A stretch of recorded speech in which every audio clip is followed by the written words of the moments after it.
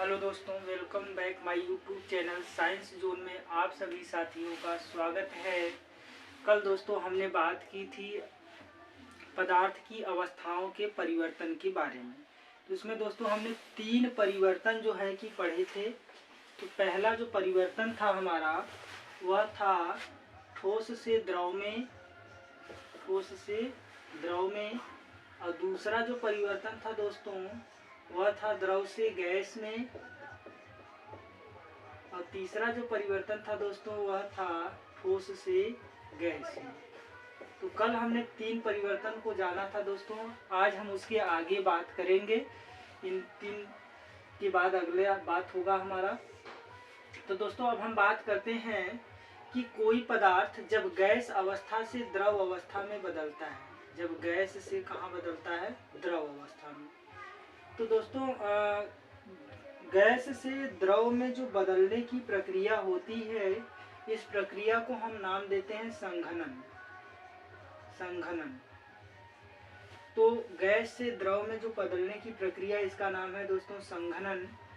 जैसे हम बात करें गैस यानी कोई वाष्प है और वह वाष्प फिर द्रव के रूप में परिवर्तित हो रहा है, तो इस प्रक्रिया को हमने संघनन कहा है दोस्तों। जैसे बात किया जाए कि प्रेशर कुकर में कोई चावल पकाते समय आप देखते होंगे दोस्तों कि जब चावल पकाया जाता है तो चावल पकाते समय हम देखते हैं दोस्तों कि कुकर के जो ढक्कन होते हैं उस पे जो है कि बूंद बूंद करके जल जो होता है इकट्ठा रहता है।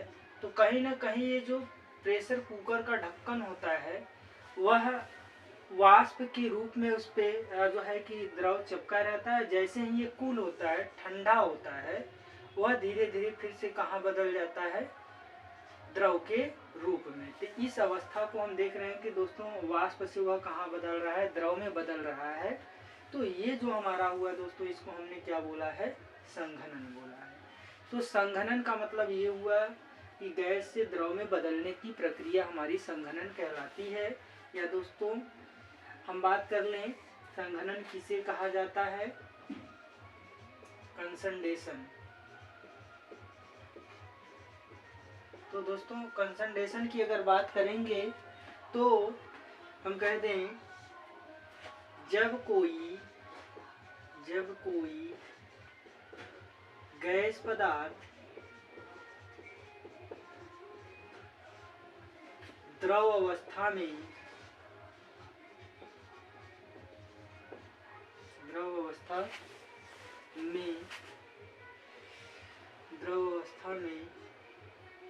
परिवर्तित होता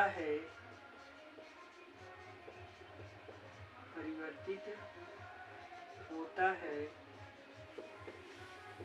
तो उस प्रक्रिया को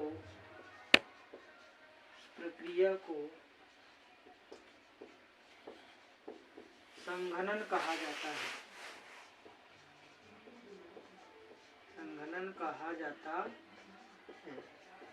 तो दोस्तों ये हो गया हमारा संघनन।